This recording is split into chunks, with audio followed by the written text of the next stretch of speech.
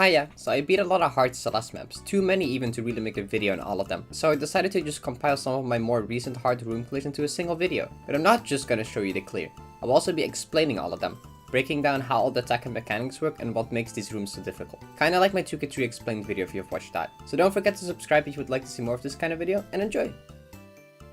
Rotating block. Ooh. Wait a minute. Oh, I did it! I beat the room! Nice! Alright, a lot happened there, so let's break that down. This room is made possible by one core mechanic, which I like to call freeze frame timings. There's some actions in this game that just freeze the game for a few frames. Things like dashing, but also picking up dash crystals, which is the one we care about here. Picking up a refill crystal freezes the game for 3 frames, on top of still having the actual active frame, meaning the game is stuck in the same place for a total of 4 frames. The way we abuse that here is instead of timings that would otherwise be frame perfect, meaning there's only 1/60th of a second to time your input, the mapper put a dash crystal on the exact right spot so that instead of having 1 frame to time your input, the game will be frozen there for an additional 3 more frames, making all of these 4-frame window timings instead, and so letting you hit extremely precise movement much easier. Now let's actually look at the room itself. You start out by doing a hyper and jumping when you hit the freeze frames of this crystal. Then you input a down right in the freeze frames of this crystal. You can basically assume anywhere you see a dash crystal on the screen is where you're supposed to time an input in the freeze frames of grabbing that dash crystal. Now here we perform a delayed ultra. The way the ultra works is that after dashing down diagonally, the next time you touch the ground, the game will give you a 1.2 times speed boost. But we can also delay getting this boost by cancelling our dash with, for example, a corner boost like here. Now next time we touch the ground, which in this case is the skateboard here, you will still get the 1.2 times speed boost. Now here again, we have to time our inputs carefully within the freeze frames of grabbing the refills. This room is very precise and sensitive, so timing any input outside of these will basically always result in death. We perform a corner boost here into another ultra, then we jump again and do 2 corner boosts here.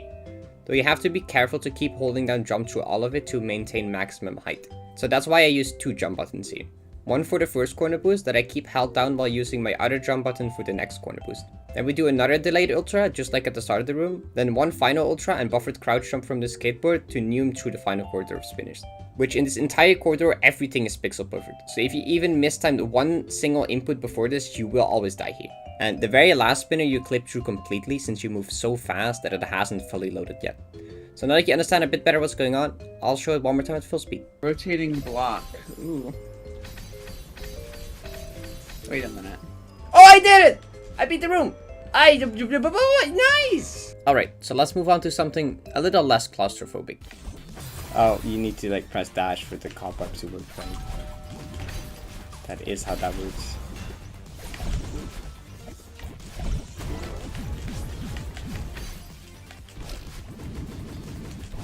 Kong, are you abusing your moderation privileges?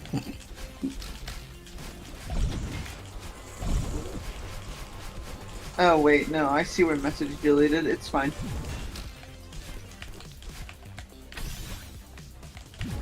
We can add it to the auto mod if you want. Add it as a block term. Okay, What do don't you be think, stupid Jay? this time, please. Wait, I can't talk right now. Oh, okay. I need to focus on this and not stopping with dashing.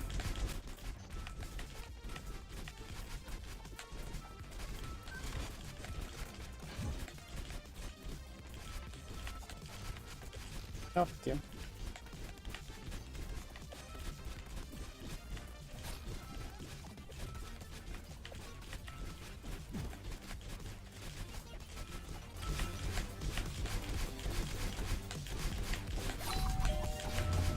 No.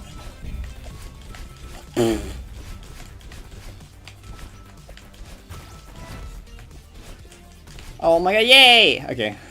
God. So you may be thinking, why were you constantly dashing at the end there? Well, at the very start of this room, you need to throw Tio into this pit to collect this coin. The problem with this is that now Tio is stuck between 2 swap blocks that are constantly trying to crush him. Meaning that if at any point during this flag you stop dashing for too long, Tio will get crushed and die. Hence why I need to constantly dash at the end to stay alive. But let's go from the side of the room first, because this map has quite a lot going on and there's a lot of custom entities to explain. So like I said, we start with throwing Tio into this pit to collect this coin, which is required to move a wall out of the way later on. Now the way these gray bubbles work is that they automatically fast bubble you once you touch them. Now out of this reverse, we pick up a jelly crystal, which basically just spawns a jellyfish the next time we dash, which we immediately use and enter this cobweb. Cobwebs basically work the same as bubbles, where you can enter them, then dash out of them in any direction. Then we activate this block by dashing into it and dash into the jelly to land on it with momentum to make the jump over to this dream bubble. Dream bubbles are a combination of dream blocks and bubbles and let you bubble through walls like dream blocks do. We throw our jelly twice to grab a coin and hit the switch here before we take the dream bubble up. The reason we need to hit this switch is to move this door out of the way, otherwise the dream bubble will just act as if it was part of the wall and send you into this B. Now we need to do some quick dashes along this dream block so that Tio doesn't die, and then we dream hyper into this jelly crystal. It's possible to hyper out of dream blocks since exiting them gives coyote frames, meaning you have a few frames where the game acts as if you're still on a floor so you can input a hyper during this period. But you can't just do a normal dream hyper here, no. This crystal is actually too close to the dream block and you would collect it before doing the hyper. So what you have to do instead is first hold the right to do a dream grab and then quickly do a dream hyper back left out of that. Your coyote frame still persists while holding onto the dream block, making it possible to do a hyper out of grabbing the wall. Now the way these gray springs work is that they only activate if we dash into them, which we do here to position our jelly on the other side of it. Then we make our way through this bubble maze and reverse hyper off this swap block once it starts retracting, so that we get a big momentum boost from it flinging outwards. Then we enter this cobweb while holding the jelly, and even though you can't normally dash while carrying objects, you actually are able to if you're already holding one inside of a bubble, letting us do a wall bounce while holding the jelly. Then we use the jelly to collect this coin and make our way down to this crumble block. Now crumble blocks normally disappear instantly when you jump from them, but if you grab the side they actually stay around for much longer, giving us enough time to do a quick wave dash. We then use the gray bubble to activate this moving block and use the dream bubble to send us up through the wall onto it. Now in this section we still have to constantly keep dashing to make sure that Tio doesn't die at the start of this room, while also avoiding these bees and the spiders from above. This section also plays differently every time depending how fast you got here, so you might have to react to different patterns and find different ways to deal with the spiders each time. Now just falling down this corridor without dashing takes too long and would kill Tio. So we need to dash up from this crystal to refresh the timer and then make our way back down again as fast as possible to dash into the dream block. Then we need to do a jelly climb into this cobweb, which you do by neutral dropping the jelly, then climb jumping back into it. Then you quickly throw the jelly and dash into the spring, followed by doing a back boost by throwing the jelly back towards this coin and using the recoil momentum to dash down into this bubble. Now we get to the final section where we get another Tio and have to solve a small puzzle without ever letting the Tio at the start of the room die. Here in the top left there's a swap block showing you how much time you can spend not dashing before Tio gets crushed. Here at the end I abuse the fact that you can't hold objects while crouched to immediately drop Tio again after grabbing him. Then almost messing up at the very end before throwing Tio onto one final switch and making it out.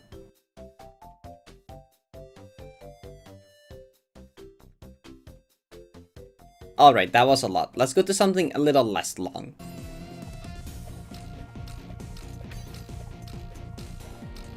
Yeah, let's go. That's awesome. That's so cool.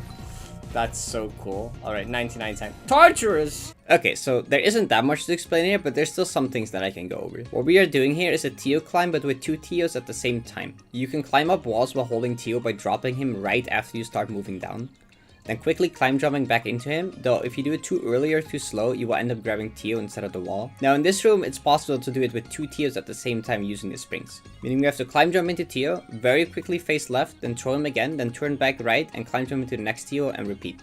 The timing is really tight though and you need to be very quick with your movements, otherwise you won't be able to keep up with the Tios and end up grabbing them instead of the wall again. Alright, that was very quick, so let's do one more.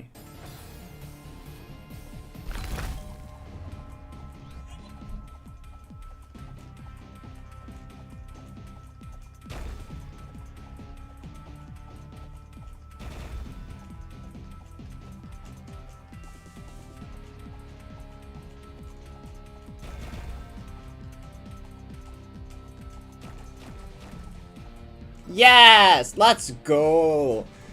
Let's go, dude! Alright, so what the heck is happening here? Well, if you've ever seen a jelly ladder, this is kind of the same concept. A jelly ladder uses two jellies to gradually rise upwards by dropping and re-grabbing them at very strict rhythm. Grabbing an object while it moves up like this gives you a tiny bump up that you can infinitely chain if done well. Now normally this would not be possible with Tio since he's a lot less floaty than a jelly is. This room makes it possible though by abusing the fact that Tio makes a little bop when falling onto the ground. The height of this bounce depends from how high you dropped him and can be up to 11 pixels high. And since Tio has ascending momentum during the bounce, grabbing him during that gives you a small upwards boost as well, similar to what happens with the jelly ladder. Now in order to clear this room you need to keep up this extremely tight rhythm for quite a bit while also moving left and right during it to avoid the spiky blocks. This room isn't that complicated but it's easily the hardest room in this video. Yes! Let's go! Alright, I did have a few more rooms that I could talk about, but this is already getting quite long, and putting these together is very fun, but also very time consuming. So if you would like to see a part 2 to this, or for me to even turn this into a series, please let me know in the comments, and make sure to subscribe so you can't miss it. You can also request any specific room or map that you would like to see me cover in a potential future video like this, but that will be about it for me today. Hope you all have a fantastic rest of your day, and I will see you all later. Bye bye bye.